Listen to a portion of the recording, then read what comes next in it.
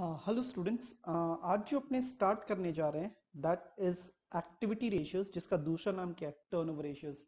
So will be discussing activity ratios और turnover ratios. Again इसमें four types है। देखिए, एक कौन सा है? Inventory turnover ratio. दूसरा देखिए क्या है? Trade receivables turnover ratio. तीसरा कौन सा है? Trade payables turnover ratio. And चौथा कौन सा है? Working capital turnover ratio. तो कितने रेशियोज है? चार। Inventory turnover ratio, trade receivables turnover ratio, फिर कौन सा देखिए trade payables turnover ratio, and चौथा अपना कौन सा है? Working capital turnover ratios.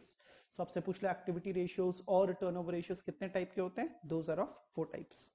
आज जो डिस्कस कर रहे हैं स्टार्टिंग में that is inventory turnover ratio. That is what? Inventory turnover ratio. तो चलिए अपने देखते हैं, उस डिस्कशन से पहले एक चीज देख लेते हैं। अपने ये जानते हैं ना कि selling price minus cost price will give me what? Profit. और सेलिंग प्राइस अपने किस चीज को मानते थे क्लास 11 में? Sales. And cost price, cost price का दूसरा नाम होता था कॉस्ट ऑफ गुड्स सोल्ड। क्या होता था? Cost of goods sold. That is what? COGS। और अपने क्या निकाल लेते थे? Gross profit. I hope class 11 में ये फॉर्मूला आपको याद है, ठीक है ना? Sales minus COGS। तो सेलिंग प्राइस, तो सोचिए मेरे कोई पेन की cost price is 10, selling price is 12, thereby I will earn what? 2। तो कैसे निकाला अपने? Selling price minus cost price. तो सेलिंग प्राइस को क्या बोल रहा हूँ? सेल्स। कॉस्ट प्राइस को क्या बोल रहा हूँ? Cost of goods sold. And यहाँ पे प्रॉफिट को क्या बोल रहा हूँ? Gross profit. अब देखिए, आपका 12th में ना सेल्स का नाम बदल दिया है। कोई दिक्कत नहीं है, चीज तो वही है, बस थोड़ा सा नेम है। देखिए, revenue from operations, revenue from operations means what? Sales. तो सेल्स का दूसरा नाम क्या है? Revenue from operations. सेल्स का दूसरा नाम क्या है? Revenue from operations. और COGS का भी नाम बदल दिया। देखिए, इसमें कॉस्ट है, इसमें वर्ड क्या है? Cost of revenue from operations means what? Cost of goods sold. तो सेल्स का मतलब क्या होता है? Revenue from operations. सेल्स का मतलब क्या होता है? Revenue from operations. And cost of goods sold का मतलब क्या होता है? Cost of revenue from operations. आप मेरी क्लास 11 की वीडियोस में जाके देखोगे तो ये COGS के ऊपर डिटेल डिस्कशन है। तो आई होप इट्स ओके। तो सेल्स का नाम क्या हो गया? सेल्स का नाम बदल दिया। क्या चीज में बदल दिया? Revenue from operations. एंड इसका नाम किस में बदल दिया है? Cost of revenue from operations. And ये एज इट इज छोड़ दिया, gross profit. I hope it's okay. क्योंकि अभी इन्वेंट्री टर्नओवर रेशियो में ये सब कुछ लगेगा, इसलिए मैं डिस्कस कर रहा हूँ। तो selling price minus cost price is equal to profit बोल लो, या क्या बोल लो? Sales minus cost of goods sold is equal to gross profit बोल लो, या revenue from operations minus cost of revenue from operations is equal to what? Gross profit. ठीक है। और ये COGS कैसे निकालते थे? COGS, या क्या बोल रहे इसको? Cost of revenue from operations कैसे निकालते थे? यही तो होता था opening stock plus purchases, net purchases कर देता हूँ, minus closing stock plus what? Direct expenses. I hope यही होता था, ठीक है ना? तो sales minus cost of goods sold, sales minus cost of goods sold is equal to gross profit. Cost का कैसे निकालते थे? Opening stock plus net purchases minus what? Closing stock plus direct expenses. तो अपना इससे क्या निकल जाता था? COGS। अब देखिए, अपने को यहाँ पे देख लीजिए, cost of good sold is equal to what? Sales minus what? Gross profit. तो इस चीज को अपने यहाँ पे टेस्ट कर सकते हैं। ये वाले फॉर्मूला में देखिए, अगर मैं RFO यानी कि सेल्स माइनस ग्रॉस प्रॉफिट करूँ, ग्रॉस प्रॉफिट करूँ, तो ये मेरा क्या निकल जाएगा? Cost of revenue from operations.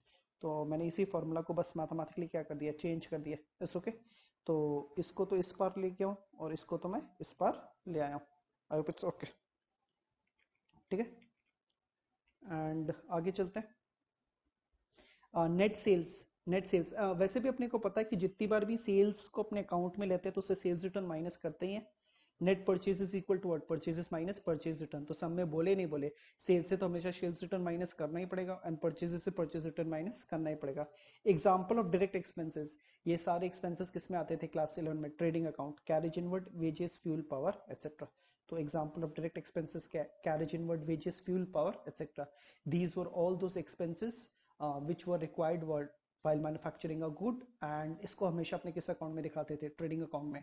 तो ट्रेडिंग अकाउंट में जो भी खर्चे दिखाते थे क्लास 11 में उसको अपने क्या बोलते थे, डायरेक्ट एक्सपेंसेस। क्या बोलते थे, डायरेक्ट एक्सपेंसेस। अब देखिए अपने को इन्वेंट्री टर्नओवर रेशियो का फॉर्मूला देखिए, इन्वेंट्री टर्नओवर रेशियो का शॉर्ट फॉर्म क्या है, आईटीआर।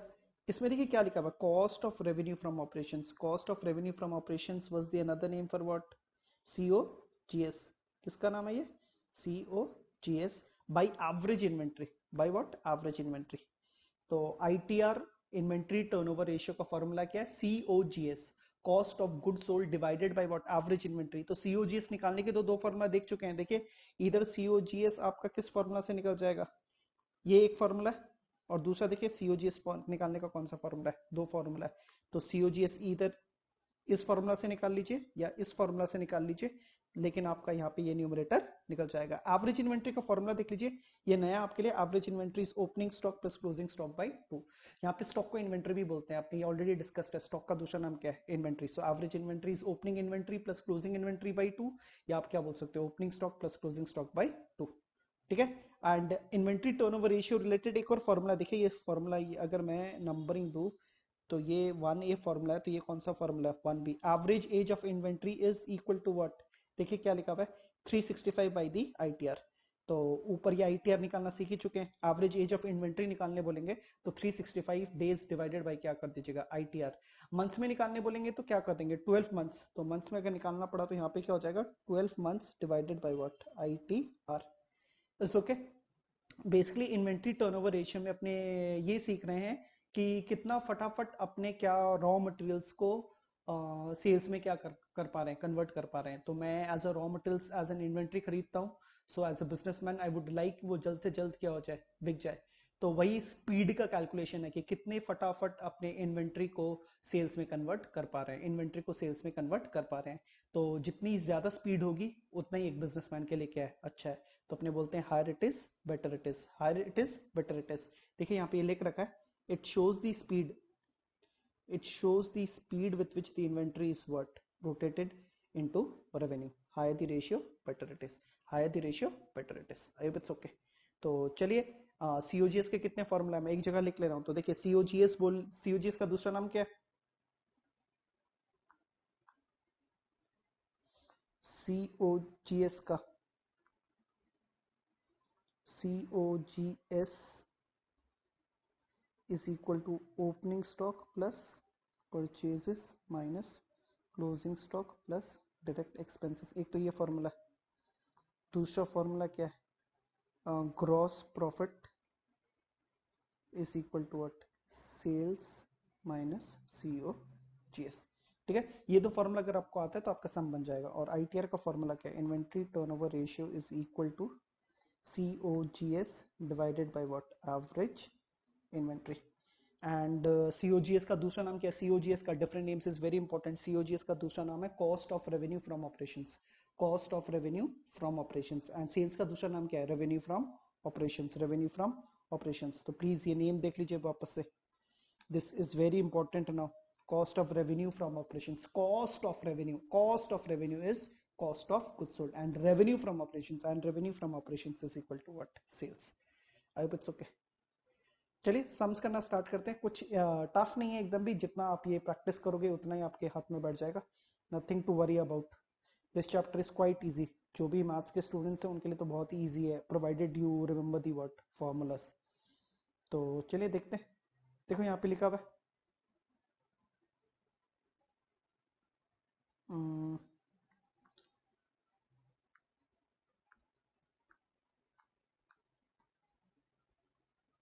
तो क्वेश्चन 15 से स्टार्ट कर रहा हूँ। क्वेश्चन 15 देखिए क्या है, calculate the what, inventory turnover ratio, calculate the what, inventory turnover ratio.